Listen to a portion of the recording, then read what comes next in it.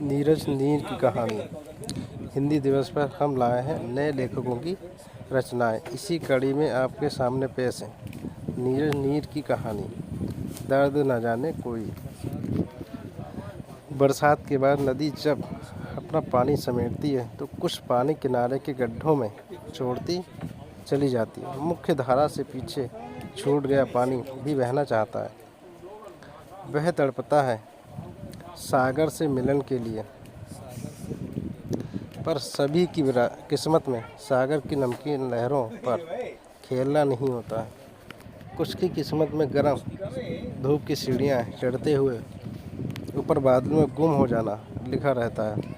लेकिन यह सब भूलकर गड्ढों में फंस पानी मछलियों के लिए घर बनाता है। मछलियों की अटकलियाँ देखकर वह अपनी लाचारी भूल जाता है। वह इस दर्द को भूल जाता है कि उसके साथ का पानी बहकर आगे जा चुका है। पानी का स्वभाव स्त्री सा होता है, तरल और जीवनदायी। जीवन देने की लालसा में स्त्रियां कभी अपने दुख दर्द की परवाह नहीं करती। सुनीता का जीवन भी इन्हीं गड्ढों के पानी की तरह था। यह मीरपुर गांव में चारों तरफ हरियाली थी। खेतों की पार एक तरफ नदी बहती थी और दूसरी तरफ एक पहाड़ी भी थी। नदी और पहाड़ी के बीच की समतल भूमि में ताड़ के वृक्षों की बहुलता थी। बैसाख लगते ही इनसे ताड़ी निकालने का काम शुरू हो जाता। ताड़ी निकालने का काम बटाई पर होता था। जिनके ताड़ के वृक्ष थे उन्हें बांटकर आधी ताड़ी मिल जाती। ताड़ी पीने वाले ताड़ी पीकर मस्त हो कहीं आम वृक्ष के नीचे बेसुध पड़े रहते। इन्हीं बेसुध पड़े रहने वालों में से एक नाम था सुनीता के पति रमेश्वर सिंह का। रमेश्वर सिंह एक छोटा किसान था। किसान इसलिए कि उसके पास खेत थे, पर रमेश्वर सिंह को किसानी का काम कभी नहीं सुहाया। इसलिए वे खेतों को बेचकर खाने लगा। वह दिन भर खाली बैठा रहता, ताड़ी शराब पीता और जब पैसों की कमी होती खेत का एक टुकड़ा बेच देता। रमेश्वर सिंह अपने घर में अकेला था। माँ बाप उसके गुजर चुके थे और भाइयों ने उसे अलग कर दिया था। काम नहीं करने वाले आदमी को भला कौन बिठाकर खिलाता। भौजाइयों के रोज रोज के तानों से तंग आए रमेश्वर सिंह को भी लगा कि बंटवारा करके अलग हो जाना ही उचित है। आखिरकार रमेश्वर सिंह भाइयों से अलग होकर अपनी रोटियां खुद सेकने लगा। जब रमेश्वर सिंह भाइयों से अलग हुआ तब तक उसकी शादी नहीं हुई थी। स्वयं से रोटियां सेकने का सिलसिला जो एक बार शुरू हुआ तो वह लंबा चलता रहा। रमेश्वर सिंह की शादी नहीं हुई। भाइयों ने उसकी शादी करवाने में कोई रुचि नहीं दिखाई। उनके मन में यह बात शायद चलती रही कि अगर रमेश्वर सिंह की शादी नहीं होगी तो आखिरकार उसके हिस्से की ज़मीन भी उन्हीं की हो जाएगी। जिस पुरुष की काफ़ी उम्र बीत जाने पर भी शादी नहीं हो तो उसे बंडा कहा जाता है। शादी की उम्र रमेश्वर सिंह की कब की गुजर चुकी थी। एक बम गांव में वह बंडी की श्रेणी में आ गया था। लोग पीठ पीछे उसे बंडा कहने लगे थे। रमेश्वर सिंह सुबह में रोटियां सेककर दिन भर खाट पर पड़ा रहता। उसने अपने हिस्से की ज़मीन को बटाई पर उठा दिया था एवं बांटकर जो मिल जाता था उससे गुजारा करता था। ज़रूरत होने पर खेत का टुकड़ा बेच देता। गर्मी के दिनों में जो लोग ताड़ी उतारने का काम करते थे वही लोग महुआ चुराने का भी काम करते। रमेश्वर सिंह की शाम महुआ की मस्ती में गुजरती। एक दिन दारू के झोंक में रोटी सेकते वक्त उसका हाथ बुरी तरह जल गया। उस दिन उसे घर में एक अदद औरत की बड़ी कमी महसूस हुई। अगर औरत होती तो उसे अपना हाथ तो इस तरह नहीं जलाना पड़ता। उसने सोचा। उसी पल उसने निश्चय कर लिया कि वह कहीं से भी एक औरत का जुगाड़ करेगा। वैसे तो वह गाहे बेगाहे एक औरत के पास जाया करता था, लेकिन उसके बारे में सोचकर उसका मन खराब हो गया। उसे वह कैसे अपने घर लाकर बिठा सकता है। उसके पास तो ना जाने कितने लोग जाते हैं। वह तो एक ऐसी औरत लेकर आएगा जो सिर्फ उसकी होगी। भाइयों भाभीयों से तो उसे कोई उम्मीद थी नहीं। रमेश सिंह जिस इलाके का था उस इलाके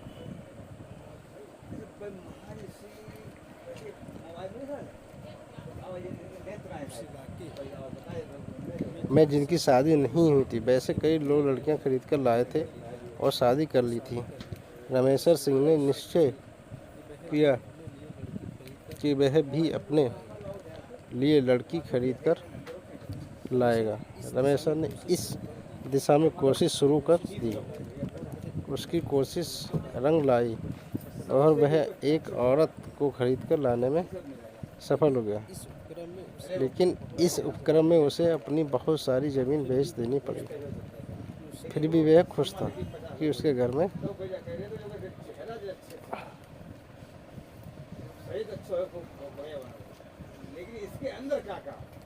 कोई रोटी बनाने वाली तो आ गई। वह एक गोरे रंग, तीखे नक्श वाली खूबसूरत सी औरत थी। साड़ियों को उल्टा पल्लू करके पहनती थी, जैसे आम बंगालन औरतें पहनती हैं। रमेश्वर सिंह और उसकी उम्र में बहुत अंतर था। गांव वाले कहते थे कि वह उसे कहीं किसी कोठे से खरीद कर लाया था, परंतु रमेश्वर सिंह इस बारे में किसी से कुछ भी बात नहीं करता था। वह सुनीता पर जान छिड़कता, उसकी सभी फरमाइशें पूरी करता। रमेश्वर सिंह दिन में घर के बाहर खटिया पर उघाड़े देह सोया रहता। सुनीता जब घर में अकेली परेशान हो जाती तो दरवाजे पर आकर खड़ी हो जाती थी तथा अपने घर के पुराने दरवाजे की चौखट से ओढ़ लगाए सर पर पल्लू डाले एवं पल्लू का एक सिरा अपने दांतों से दबाए उधर से गुजरते लोगों को अक्सर दिख जाती थी।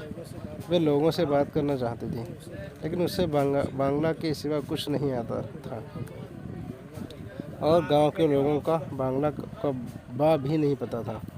गांव की औरतें जब कभी रमेश्वर सिंह के घर गली बुलाने जाती तो वह दौड़कर मछलियाँ लेकर आती और औरतों को कहती, बोसो बोसो। औरतें उसके इस बोसो पर ठठाकर हंसती। हालांकि धीरे धीरे उसने गांव की भाषा सीख ली। रमेश्वर सिंह के घर में सुनीता के आने के बाद खर्चे बढ़ गए। इसी दौरान उसने 2 बच्चों को भी जन्म दिया। रमेश्वर सिंह के पास पहले से ही छोटी सी खेती थी।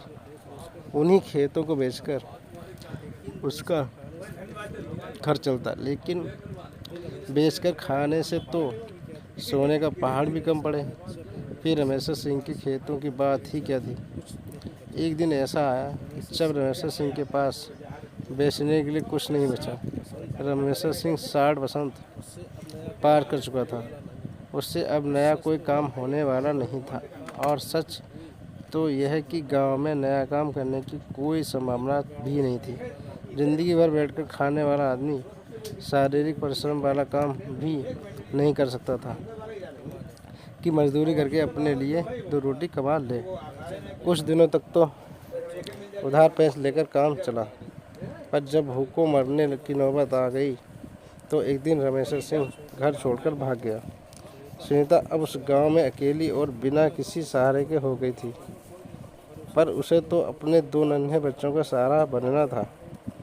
भूख किसी की सगी नहीं होती। जब सुनीता के बच्चे भूख से बिलबिलाने लगे तो माँ का ममतामयी दिल बिलख पड़ा। पड़ोसियों से 2 रोटी की भीख मांग कर लाई, लेकिन रोटी के साथ रमेश्वर सिंह के हिजड़ा होने का ताना भी मिला, जो अपने बीवी बच्चों को अनाथ छोड़कर भाग गया। सुनीता को अपने पति के बारे में ऐसा सुनना यद्यपि अच्छा नहीं लगा, पर उसके पास सुनने के सिवा विकल्प ही क्या था। जिसका पति घर छोड़कर भाग जाए, उसके पड़ोसी भी दिलदार नहीं होते। पड़ोसी ने शीघ्र ही दूर दराना शुरू कर दिया। अब क्या करें, सुनीता सोचती, कभी विचार करती कि कुएं में कूदकर जान दे दे, लेकिन बच्चों का ख्याल उसके पैर रोक लेता। कभी विचारती कि बच्चों समेत कुएं में कूद जाए, फिर सोचती कि आखिर बच्चों की जान लेने का अधिकार उसे कैसे है, तो फिर वह क्या करे। वह खरीद कर लाई गई थी, इसलिए माँ बाप और मायके का संबंध तो कब का विच्छेदित हो गया था। वह एक ऐसे वृक्ष की भांति थी जिसे जड़ से उखाड़कर छोड़ दिया गया था। वह हवा के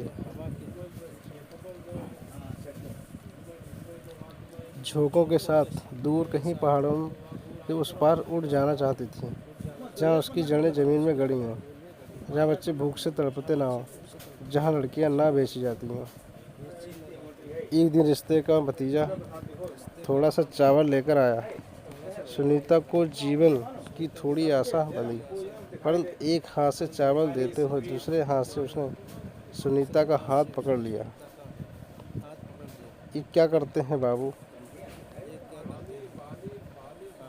मैं आपकी माँ जैसी हूँ, सुनीता ने हड़बड़ा कर कहा। भतीजा तो वहाँ से चला गया, पर एक शाम के भात की आस भी चली गई। एक दिन गोधूली बेला में जब अंधेरा पिछवाड़े के नीम से उतरकर धीमे धीमे आंगन में पांव पसारने लगा था और उसकी भूख अपने चरम पर बिंदु पर पहुंचने लगी थी, उसे लगा कि उसका प्राण गले में आकर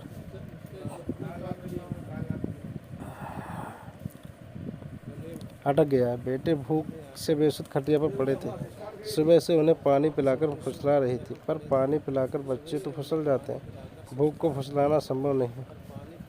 वह फिर आकर खड़ी हो जाती है। शाम के धुंधलके में सुनीता बच्चों को साथ लिए घर छोड़कर यह सोचकर निकल पड़ी कि क्या या तो बाहर निकलकर रोटी का इंतजाम करे या बच्चों के साथ ही कहीं जान दे देगी।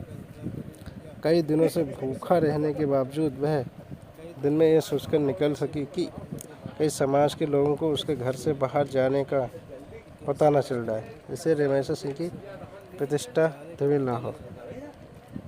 रास्ते में उसके बड़े बेटे ने बड़े ही भोलेपन से पूछा, माँ, तुम जादू से रोटी नहीं बना सकती? इस बात पर सुनीता की आंखें भर आईं। काश बेटे मैं बना पाती। अगर मैं जादू से कुछ बना पाती तो तुम्हें भूखा नहीं रहने देती। मेरे बच्चे, मैं जादू से एक ऐसी दुनिया बनाती जहाँ कोई बच्चा भूख से ना तड़पे। सुनीता ने उसके सर पर हाथ फेरते हुए कहा। सुनीता के गांव से निकटवर्ती कस्बे की दूरी 4 किलोमीटर थी। भूख से बेहाल सुनीता कस्बे के बस स्टैंड तक पहुँचते पहुँचते निढाल हो गई। सड़क किनारे गड़े चापाकल से पानी पीकर वह वहीं एक झोपड़ी नुमा होटल के बाहर कटे वृक्ष की भांति गिर गई। मानसिक रूप से बटोरी गई सारी शक्तियाँ मानो टूटकर बिखर गई। घास जब तक जमीन में अपनी जड़ से जुड़ी रहती है, तब तक बड़ी से बड़ी आंधियाँ भी उसका कुछ नहीं बिगाड़ पाती, लेकिन जड़ से उखड़ते ही घास तिनके में तब्दील होकर उड़ जाती है। रात का धुंधलका गहराने लगा था। छोटे से कस्बे से इस समय किसी भी सवारी गाड़ी के खुलने की अब कोई संभावना नहीं थी। थोड़ी देर में जब उसने जरा होश संभाला तो देखा कि बच्चे भूख से बिलख रहे हैं। छोटा वाला तो एकदम अधमरा सा हो गया है, वह रो भी नहीं पा रहा था, उसकी आंखें उलटने लगी थीं। सुनीता ने साहस करके होटल वाले से कहा, भाई एक रोटी दे दो, बच्चे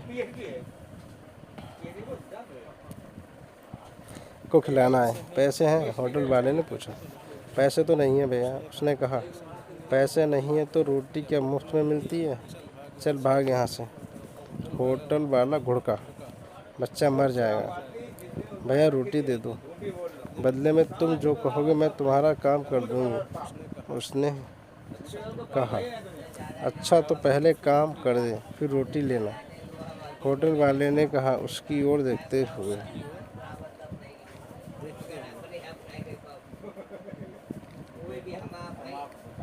क्या काम है भैया? बोलो, उसने मुंह से मरियल सी आवाज़ निकली। बच्चों को इधर चौकी पर रखो और अंदर आओ। होटल वाला उसे होटल के पीछे बने कमरे में ले गया, जिसमें आटे की बोरियां और होटल में काम आने वाले अन्य सामान रखे थे। उसने उसे धकेलकर बोरे पर गिरा दिया। कई दिनों की भूखी सुनीता लाश की तरह बोरे से लुढ़क कर नीचे गिर गई। होटल वाले ने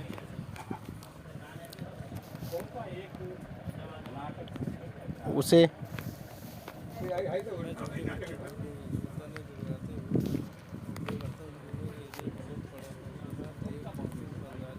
जूठे बर्तन धोने के लिए बहुत पड़े हैं। यहाँ देख, अभी दुकानदारी का टाइम है, टाइम खराब मत कर। आती है तो बोल, नहीं तो भाग यहाँ से।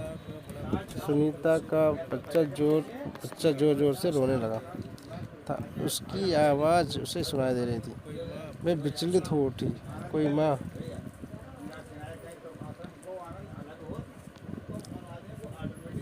अपने बच्चों को भूखा मरने कैसे दे सकती है, चाहे इसके लिए उसे स्वयं की कितनी बार भी मरना पड़े। उसने आंखें बंद करी और अपना शरीर ढीला छोड़ दिया। होटल वाला अपने काम में लग गया। वह उसके मुंह को बुरी तरह से भमोड़ने लगा। उसके मुंह से तंबाकू की भयानक बदबू आ रही थी। वह तेजी से कुत्ते की भांति हिल रहा था और शीघ्र ही ठंडा हो गया। कमरे में कोई दरवाज़ा या पर्दे का कोई इंतजाम नहीं था। सुनीता की आंखों में आंसू आ गए, लेकिन उसे इस बात की खुशी थी कि उसके बच्चों के लिए एक रोटी का इंतज़ाम तो हो गया। लेकिन भूखे को रोटी मिलना इतना आसान होता? कोई बच्चा भूख से नहीं मरता। अभी होटल वाला निपट ही रहा था कि कमरे